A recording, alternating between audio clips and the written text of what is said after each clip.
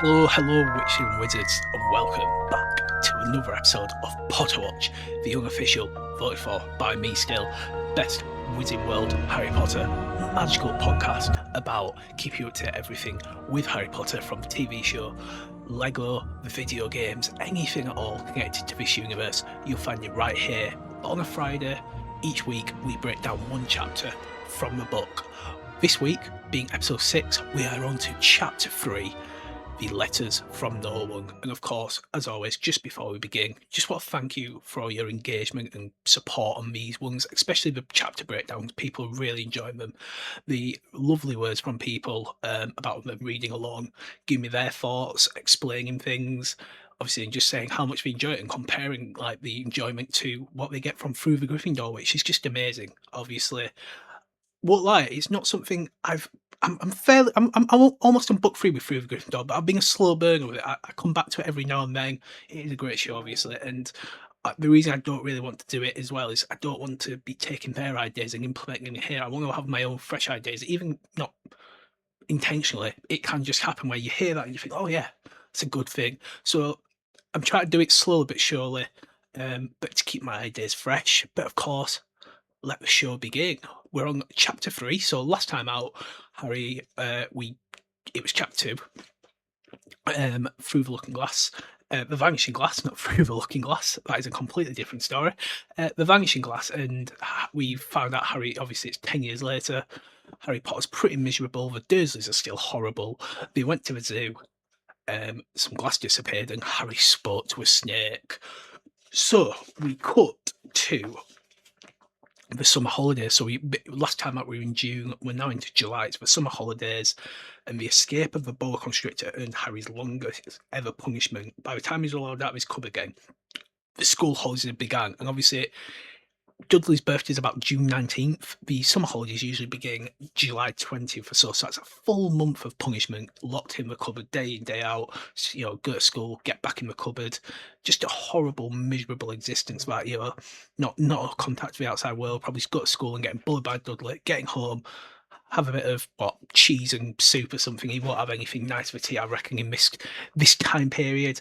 And he's locked in that cupboard from 4 o'clock all the way back to like 8 o'clock. And that's just, yeah. Oh, the poor guy. I mean, I wonder if he has to ask you at the toilet, like, Vernon, I'm going to poo myself. Who knows? But there we go. Obviously, this chapter, again, and I normally do an overview, don't I? My apologies. The overview is Harry is starting to get some letters, and a lot of letters come, which we don't really meet any new characters. Misfig gets sort of brought up again. We travel about a bit from Privet Drive to Hotel in Corkworth to the Hut on the Rock, but there's no new characters really involved. It's the Dursleys and Harry, and a whole lot of mess with some letters. So yes, that is the overview before we get any further in. So obviously it's the school holidays, and Dudley, in the month he's had all his brand new presents, which we worked out is probably like £4,000 back in 1991 worth of stuff.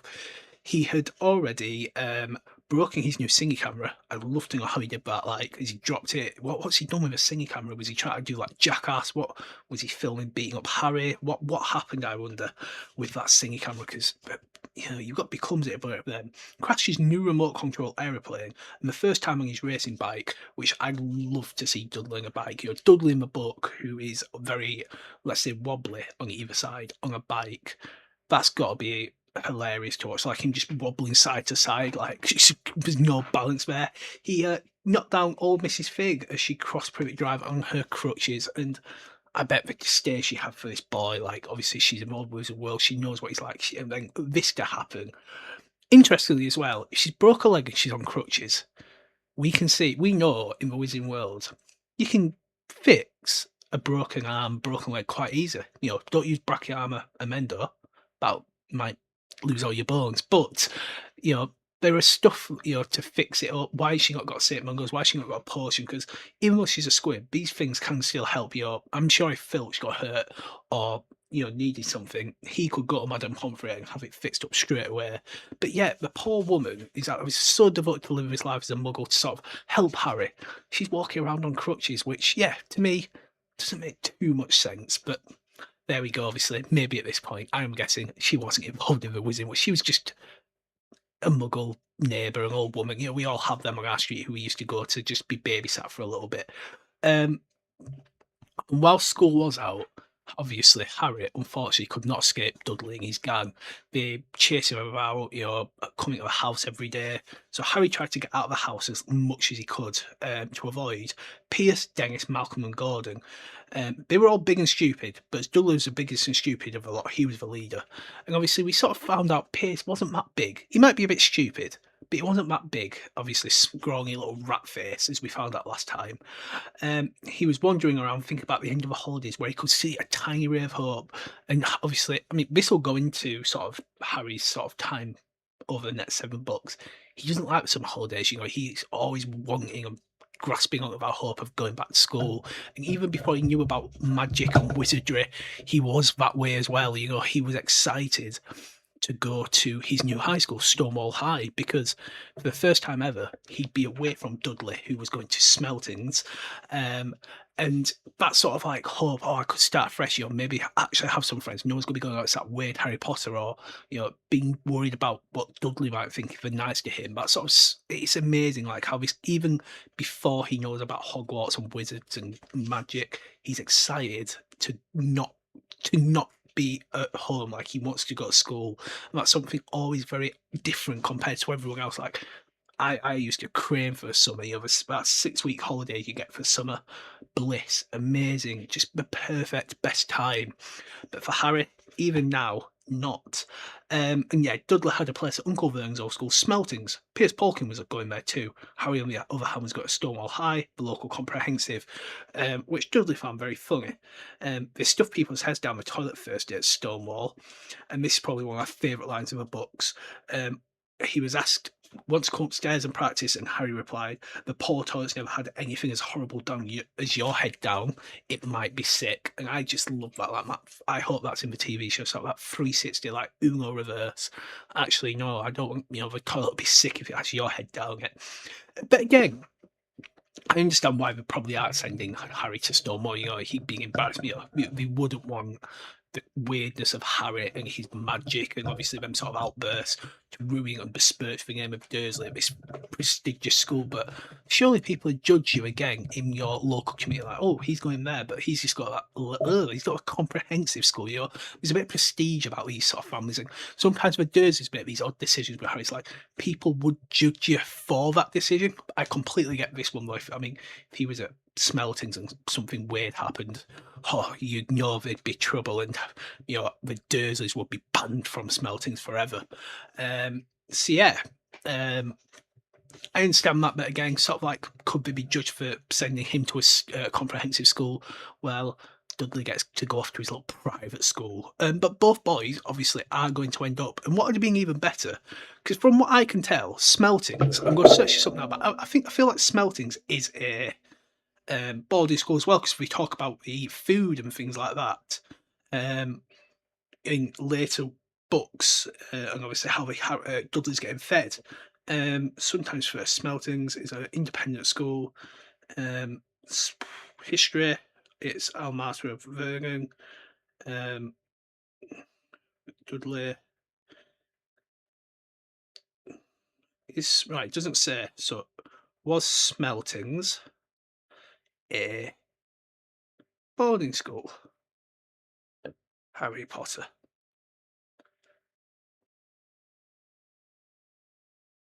Yeah, so probably like it. Yeah, so obviously it's interesting how the Dursleys just get rid of both boys. I mean, really, they could be telling the neighbours, because obviously they could concoct this amazing story later on that Harry's at St Brutus's, the school for troubled boys. When, I mean, they could just say he's at Smeltings. You know, other people might be like, "Well, no, he's not," but there's a good chance not many people. You could just say, "Look, both sons go to boarding schools," and it would have been interesting Harry having the house to himself.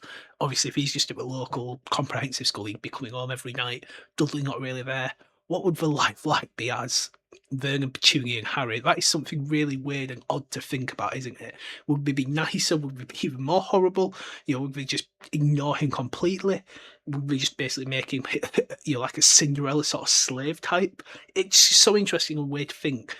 Him like coming home every day. Obviously, Dudley's off at this amazing boarding school. and Harry's just living in this house at Privet Drive, like no Dudley to bother him. But yeah, it's just odd to think about, isn't it? I can't really wrap my head around or think about it myself, to be honest. But yeah, food for thought, I guess. What do you think life would be like for Harry with just the Dursleys? I feel like they'd just be indifferent, and yeah, it'd probably be more work and sort of, oh, do this, Harry, oh, Harry, yeah.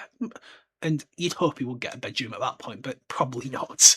um, so obviously, we then hear about Mrs. Fig as the Petunia and Dudley go down to London for the day to buy his school uniform.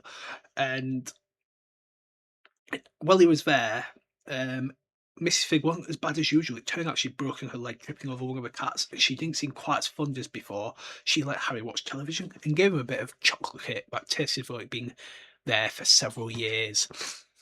So again, she's tripped over one of her cats, which we do know Measles, and obviously they're the sort of magical cats, a bit like Crookshanks. You can Measle hair is quite expensive.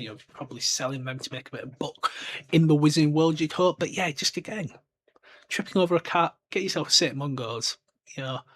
Get it sorted straight away rather than walking around on crutches. No one needs to even know that you've broken your leg. Like, not if you, as long as you're telling anyone, the Dursleys will be like, oh, she had a broken leg a minute ago, and now she doesn't. Maybe someone found her, like a neighbour or something. She's like, oh God, I can't risk getting my colour blown, broke my leg, just have to get it repaired like a muggle. Or maybe she's just faking, she has had it, and she's like, right, I'll go around in crutches now. Interesting. We then have the sort of Smelting's uniform. So Dudley that night paraded around the living room in his new knickerbockers, orange knickerbockers, a maroon tailcoat, and a flat straw hat called boaters. They also carried knobbly sticks used for hitting each other while the teachers weren't looking. This was supposed to be good training for later life, and this is like the epitome of like early 90s Eton schoolboys. Take that, sir, with the sticks. You're a very posh little knobhead school. Obviously, I'm a complete opposite. I went to one of the roughest, scruffiest schools in the country, but there we go. Not St Brutus's, but no. And yeah, you've just got these people in straw hats. Like, it pisses it down like half the time in the country. Trust me, you don't want a straw hat on every day. You want a coat. It's not really good weather here, to be wearing straw hats and knickerbockers and stuff. You want to be wrapped up warm, big coat on to keep yourself from the rain. But there we go.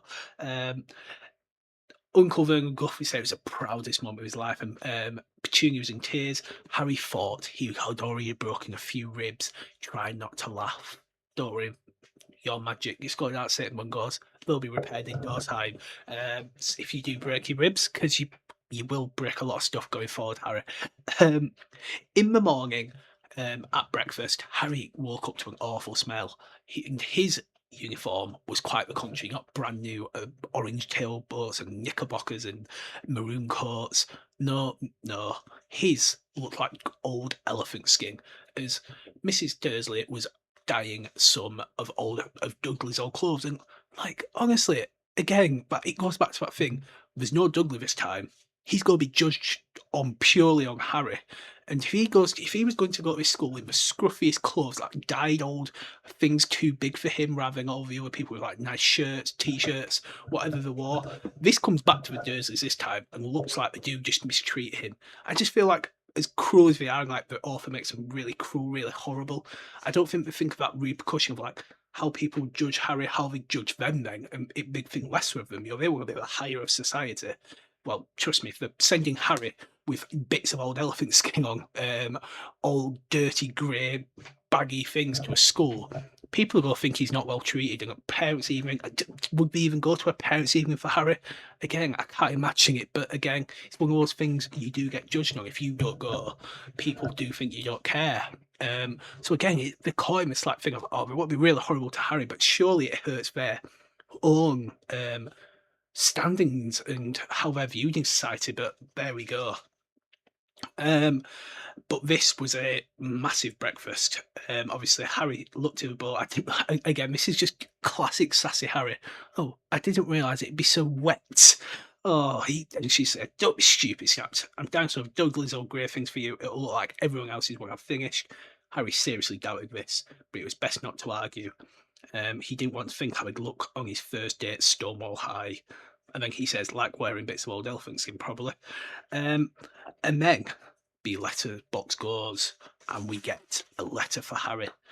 And I love how Vernon asked Dudley to abuse his nephew. Yeah, poke him with your smelting stick, because obviously Dudley was carrying this everywhere now. This was his prized possession. Um, Harry dodged the stick, and there was a postcard from Uncle Vernon's sister, Marge, who was holidaying on the Isle of Wight, a brown envelope that looked like a bill, and a letter for Harry.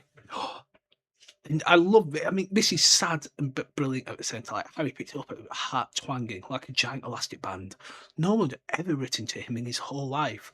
Who would? He had no friends, or he had he had no other relatives, or he didn't belong to a library, so he'd never got any rude notes asking for books back. I like how that's the third thing he thinks of. No, I've got no friends. I've got no family. Never been part of a library. What else could it be for an 11-year-old to be written to? Oh, and yet here it was, addressed plainly to him. There could be no mistake. Mr. H. Potter, the cupboard under the stairs. It was a thick envelope made of yellowish parchment, and the address written in emerald green ink. There was no stamp. Turning the envelope over, his hand trembling, Harry saw a purple wax seal bearing the coats of arms of a lion, an eagle, and a badger surrounding the letter H. Hurry up, boy.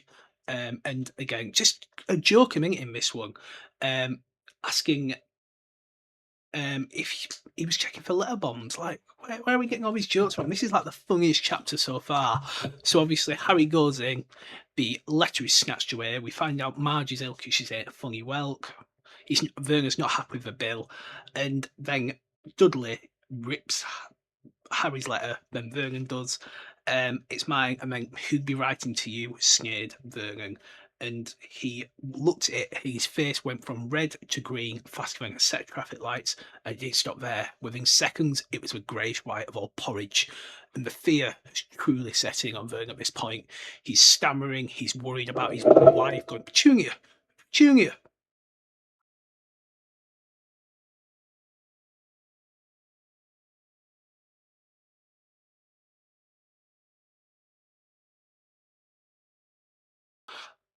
And Dudley tried to grab the letter to read it, but Uncle Vernon held it high out of his reach. And at this point, even in this whole chapter, there's still no mention of wizards, magic, just nothing. We don't hear Vernon and Petunia use these words because they are chucked out, and you can tell at this point Dudley has never not got his way. He is thrown out. He demands to read the letter, but Vernon is in a state of shock. He doesn't even listen to his son. He just grabs them both, throws them out, and the panic sets in. They talk about it. How did they find us? How do they know where he sleeps? Which is a very good question, which Harry, for whatever reason, just glosses over a lot. This, and Vernon's brilliant idea, because he's panicky. He doesn't want one in the house. He doesn't want it ever. He swore to stomp it out of him, but the letter has arrived. He says just to ignore it, and I don't. Maybe he says their minds don't work like me and you, which I have never got. Like, just ignoring one letter, go, oh yeah, no man, Harry doesn't want to be a wizard. Like, what? He must just be desperation, denial. Just what? This should have been a better plan, but this is just the first day. Obviously after that, Vernon comes out, and he sends Harry to his room, to his cupboard, and he tells Dudley just to go. And at that time, when Vernon returns home that evening, he'd done something he never did before. He visited Harry in his cupboard. And I find that so, again, just like 10 years living there. God knows how long he's been in the cupboard. Was he put straight there as a baby? I'd love to know at what point they moved him to this cupboard, and like what reason they gave for it. Especially after we know with the two spare bedrooms. And obviously at this point, I think this is actually quite a smart move. Maybe treat Harry better, but also to see. I wonder what actually was the reason. Is it to see if they knew they moved him? Like, what was the specific reason for moving Harry from the cupboard to the bedroom? I can only think it's to see, right, will they know he's moved from the cupboard to the bedroom? And he offers him Dudley's spare room, where he's got all his crap, all his toys in. But Harry just wants his letter. He'd have wanted this bedroom all his life, but now he just wants the letter. Nothing else, nothing more. Letter only. But he agrees and moves up to the bedroom. It only took Harry one trip to take everything he owned up to that room, which again, for a small 11-year-old, is not a lot. We find out, obviously, the Dursley's house had 4 bedrooms, one for Petunia and Vernon, one for visitors, usually Aunt Marge, one for Dudley, and one where Dudley took all his old crap, basically. It was all broken here. The month-old singing camera was lying on a small working tank. Like, what? I want to know why Dudley had a small working tank, where he got it from, what was the reason, and how the hell did he break it? Did he run over Mrs. Fig again with it? He once driven it over next door's dog. Did the dog break it? In the corner was Dudley's first ever television set, which he put his foot through when his favourite programme was cancelled. We've all been there. Law and Order was cancelled for me yesterday, and Elliot Stable is no more. I'd put my foot through a TV. There was a large bird's cage which once held a parrot, and Dudley swapped the parrot for an air rifle, which he had sat on it, which he had bent and sat onto it. Just mad, crazy with that. Where the hell and why do you get a parrot? And how do you smuggle a parrot and an air rifle into school to swap? Like, where are you swapping that? Is the guy at the school carrying around the parrot all day? Are you just carrying an air rifle around? Is it after school? Is it in the playground? Just where and why are you getting these things? I honestly mind blown with that. Where you're swapping a parrot and an air rifle. Absolutely crazy, crazy stuff to be able to get away with that and do it. But they did. I wonder what happened to that parrot. I hope it's okay. The only things that had never been touched were the books all on the shelf. And again, it's who was buying him the books. Was it someone who just didn't know him? Was it something when he was younger and we just stopped? I'd love to know who was buying these books that have never been touched. The next day, we have Vernon trying to be forcibly nice to Harry, and he makes Dudley get the letters. And this is where Dudley has a tantrum. He's hitting his stick everywhere. He's just furious. Dudley's never had the word no to him. He's never been told what to do. He's never not got his way. Yet now Harry is getting protected, and we understand why. Because when the post arrived, there's another one. Mr. H. Potter, the smallest bedroom of number 4 Privet Drive. Vernon, at his wit's end, a strangled cry. He wrestled Dudley at the ground. I'm surprised, if Dudley was a bit smarter, he'd have made sure just to open the light, just see what's going on. That's what I'd have done. Don't shout out. God, I know Vernon's a bit fat, maybe he's a bit slow, but there we go. And Dudley and Harry and Vernon had a massive wrestling match where a lot of people got hit with the stick before Vernon just shied them to go away. Go to your cupboards, I'm in your bedroom. And at this point, we also learn about Dudley's other tantrums, where he's having a tantrum about his bedroom, because he needs that bedroom for all his old crap, all this broken stuff in there, but he needs it. And he gets that much of a tantrum, he froze, he makes himself throw up, which is a talent. He's crying all the time, which we've seen him already do. And he threw a tortoise through the greenhouse window. And we never hear about this tortoise again, so I can only imagine he killed a tortoise. Like, this guy should be in a youth detention centre for being a psychopath. He's killed a living animal. It's like, just no one cared. Which is mad. Like, what are we doing? How are we doing it? And where did this tortoise go? Justice for the tortoise. Harry had a plan. He knew they'd sent a letter. They knew he'd moved his room, so he had a plan. He repaired an alarm clock. How? Just amazingness, obviously, and it rang 6 the next morning. Harry turned it quickly off and dressed silently. He mustn't wait the Dursleys. He stole downstairs without turning on any lights. He was going to wait for the postman. And he should have thought about this. I mean, Wizards, very clever, obviously, to make sure the post is arriving at exactly the same time the postman is. But there was no stamp on it. So that proves it's not been delivered by the postman. But as he got down, he stood on something very squashy. And on the doormat, it was something alive. And it was Vernon. sleeping on a doormat. Again, he's proper roughing out here, and he's obviously losing a bit. And again, after this, I can't really think Vernon does ever sleep in a sleeping bag. I'd love to see what sort of sleeping bag fits him, but also I just don't see him roughing it out on the doorstep. But he is here. He'd been waiting to stop Harry from doing exactly what he was. He takes it quite well to see being stood on the face. He just shouted at Harry for about half an hour and then told him to go make him a cup of tea. I feel like he got off a bit light. If I stood on someone else's face, I'd imagine I get a bit more of a bollocking than that. Completely. I'd expect something much, much bigger. But here, he got away with it pretty well.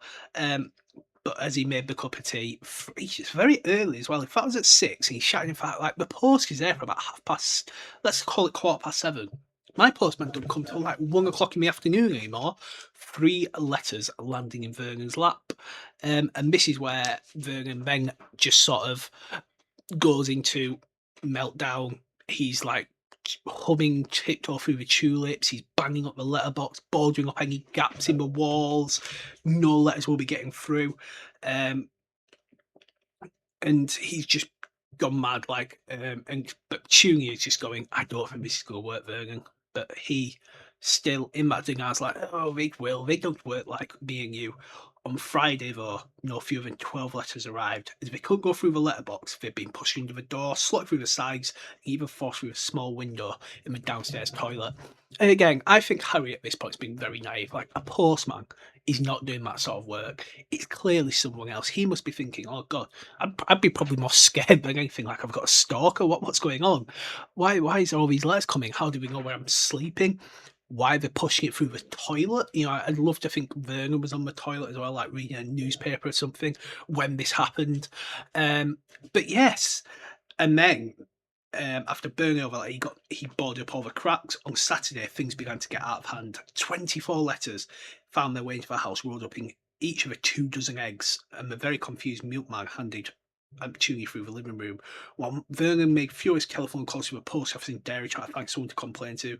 And Petunia is shredded. So obviously, again, they know it's wizards doing this. So why do they think it's they're in cahoots with like the companies? I know he's got a complaint or so on, but surely he must know. And Petunia, this isn't the postman. This isn't the egg company or the milkman.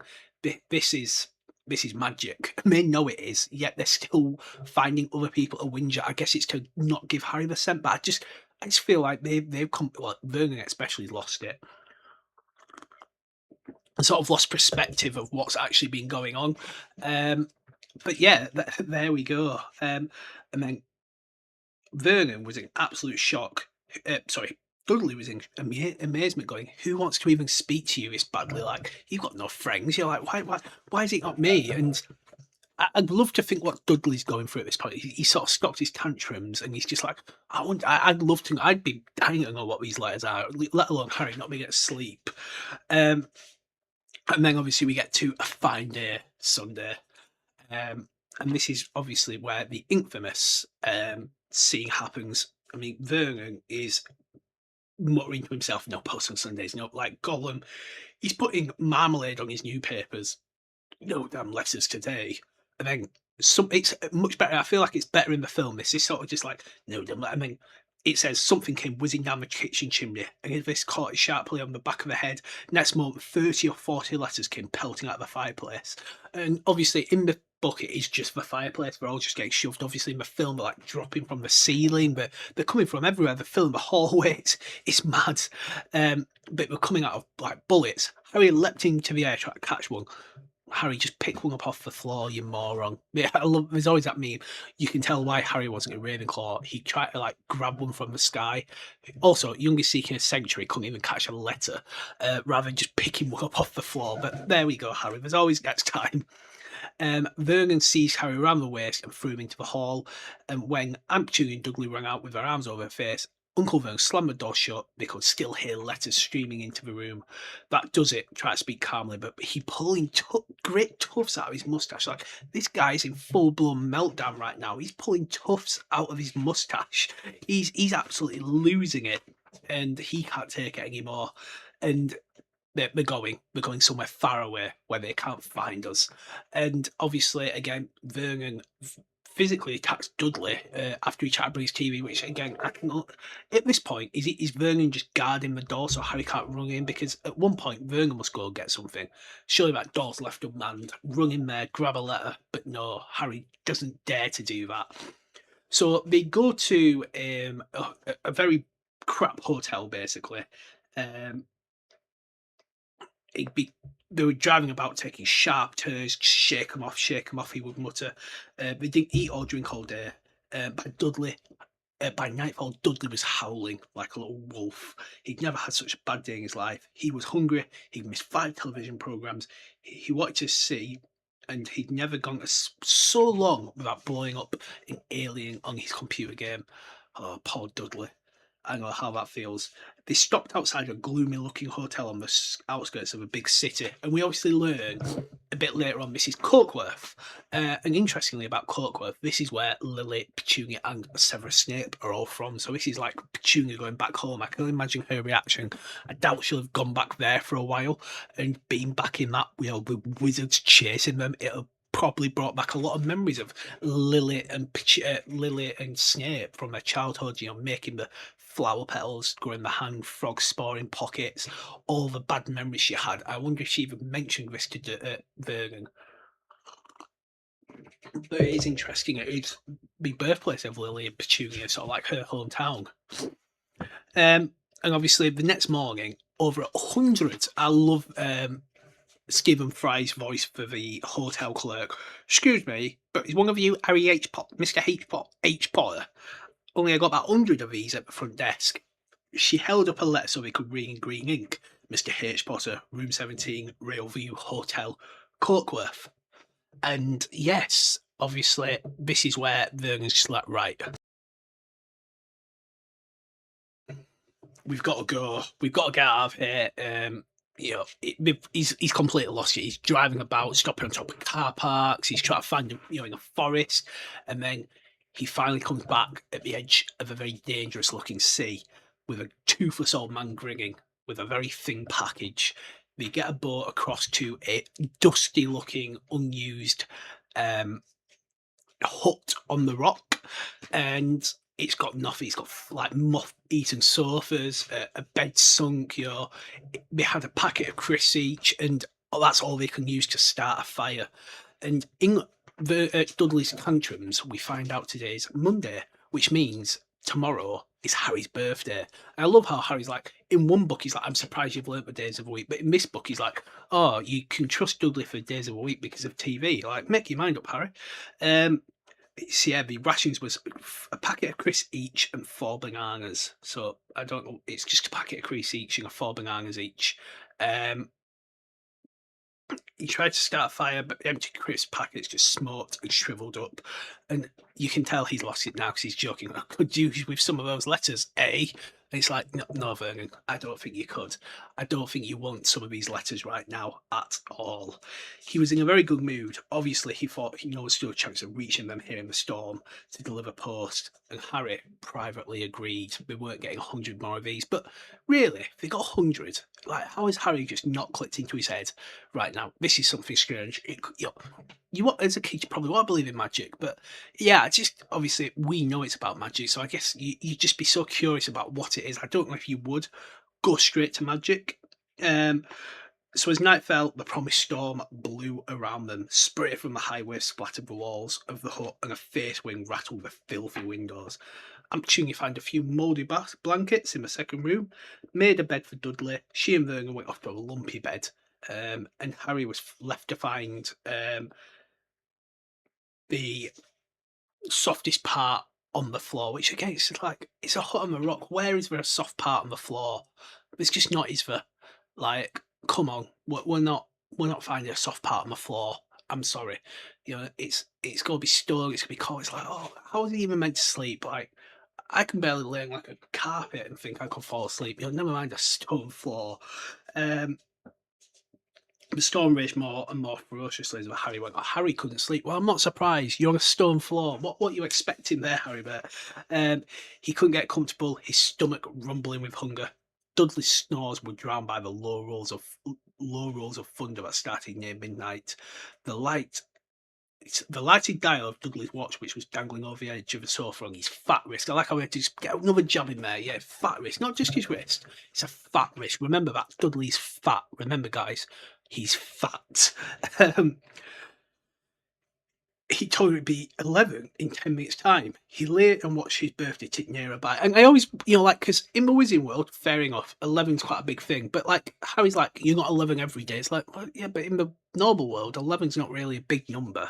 You still, I know it's sort of thing, you got high school and whatnot, but I don't think anyone's going, oh, it's your 11th birthday. No, it's like 10's pretty decent, 13, and then 16, 18, 21. Yeah, I don't know why we have like 21s as a big thing, going in America, but our big one's 18. But yeah, we still do 21st. Riddle me that. And then 3 minutes to go, and obviously then Harry was wondering where the letter writer was now. And well, he's sitting in his comfy castle, mate, but he's got his giant on his way to you.